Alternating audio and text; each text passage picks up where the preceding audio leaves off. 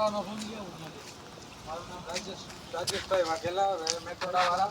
બરાબર. તારીખ 30/7/2026ના રોજ ગુજરાત સરકારશ્રીએ એવો આદેશ કરેલો હતો કે અતિ ભારે વરસાદની આગાહી હોય એટલે એલર્ટ જાહેર કરેલું હોય, જેમાં તમામ કર્મચારીઓને હેડક્વાર્ટર ન છોડવા. બરાબર. તે અંગેની હેડક્વાર્ટર ન છોડવા તે અંગેની તાકેદારી સૂચના આપવા છતાં આપ જોઈ શકો છો તાલુકા પંચાયતની આ કચેરીએ જો અલીગઢિયા તાળા મારેલા છે. આ તાળું મારેલું છે, અંદર બી તાળું મારેલું છે અને તાલુકા પંચાયત બંધ છે. તાલુકા વિકાસ એક પણ કર્મચારી અહીંયા છે નહીં. બરાબર. તાલુકા પંચાયત એક પણ કર્મચારી નથી. પણ હવે આપણે આલીપુરના દરવાજે જઈએ, અહીંયા કદાચ હોય અંદર. હાલો આલીપુરનો દરવાજો આપણે જોઈએ. બરાબર.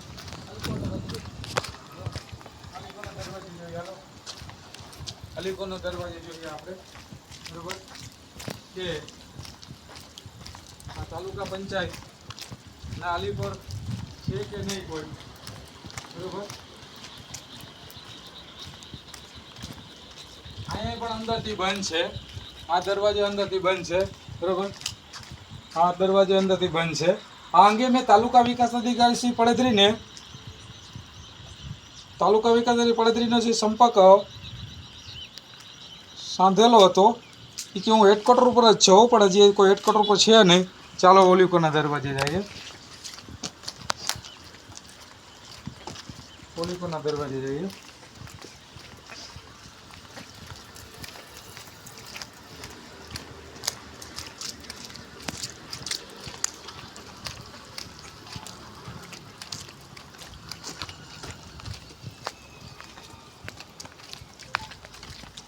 પાંચ ને 36 શ્રી તાલુકા વિકાસ અધિકારીનો ટેલિફોનથી સંપર્ક સાંધાઈને એમ કીધું કે હેડક્વાર્ટર ઉપર ને ઓફિસે જાઉં, એવું જૂઠું બોલ્યા.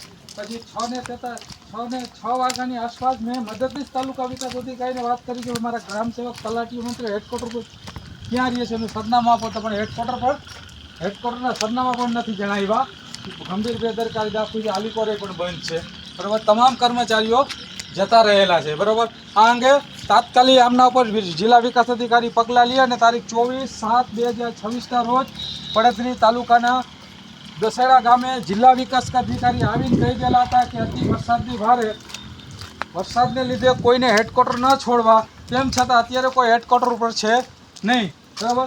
હવે આપણે અહીંથી હેડક્વાર્ટર ઉપર છે નહીં. હવે અહીંથી અમે જઈએ મામલતદાર કચેરીએ. બરાબર. અને આ તાલુકા પંચાયત હવે છોડી દઈ છીએ. છોડીને અમે જતા રહીએ. કોઈ ચોકીદાર નથી, કોઈ રાખવામાં નથી આવ્યું. અને વિડીયો ચાલુ રાખજો. જામનગર રોડ પર ચડી જાય ને ત્યાં સુધી હો, પછી વિડીયો બંધ કરજો. ચાલુ રાખજો. હવે અમે નીકળીએ છીએ. બરાબર. કોઈ અહીંયા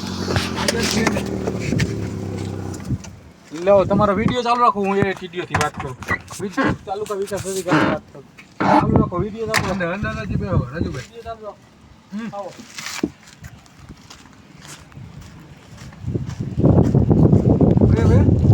સંપર્ક સાધી મદદનીશ તાલુકા વિકાસ અધિકારીનો સંપર્ક સાધીએ.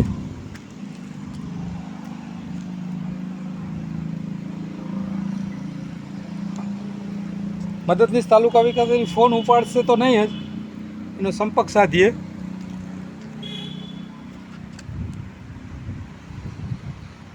જો મદદના તાલુકા વિકાસ અધિકારીને રિંગ જાય પણ ઉપાડશે નહીં.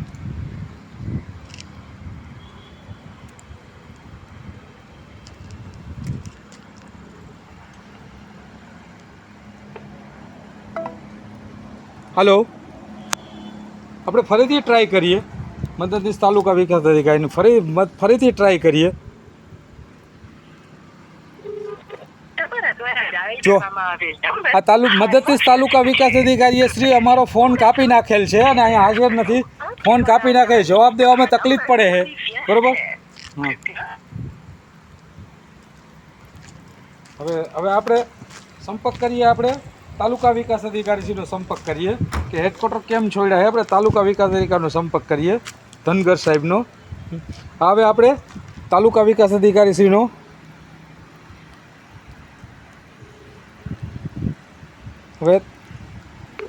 તાલુકા વિકાસ અધિકારીનો સંપર્ક કરીએ આપણે.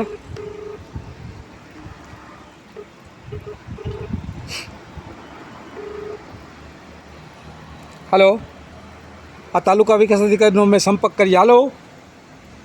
હાલો.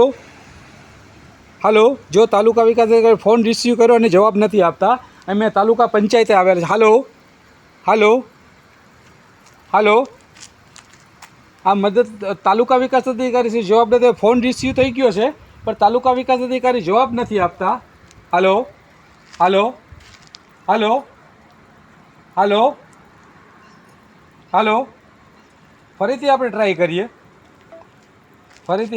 કરીએ,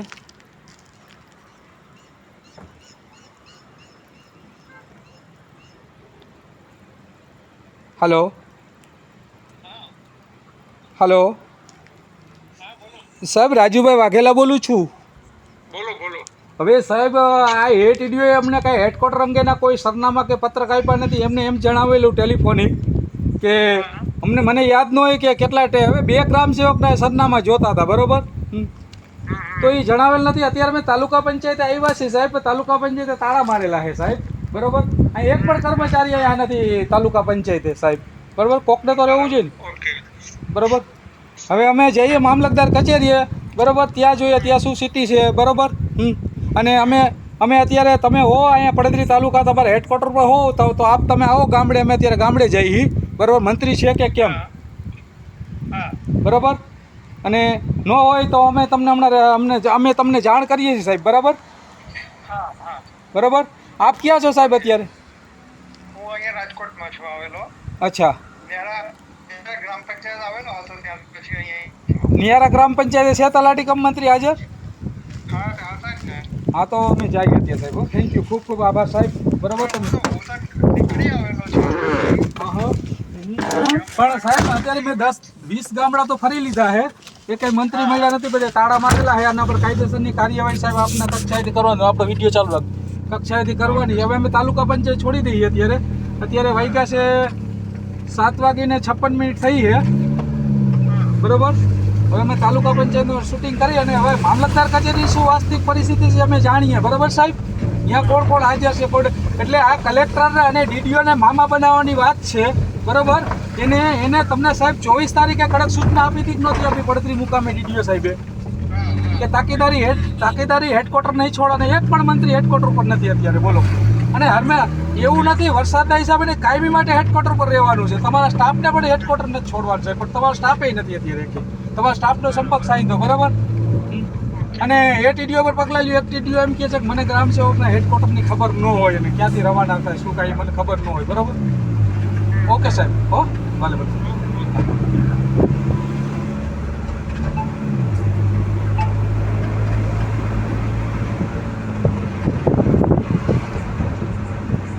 વિડીયો ચાલુ આપણે અહીં જામનગર હાઈવે ચડી ગયા, ચાલો એટલે ચાલુ રાખે. અમે જામનગર હાઈવે ચડી ગયા છે, બરાબર? મામલતદાર કચેરીએ જઈએ.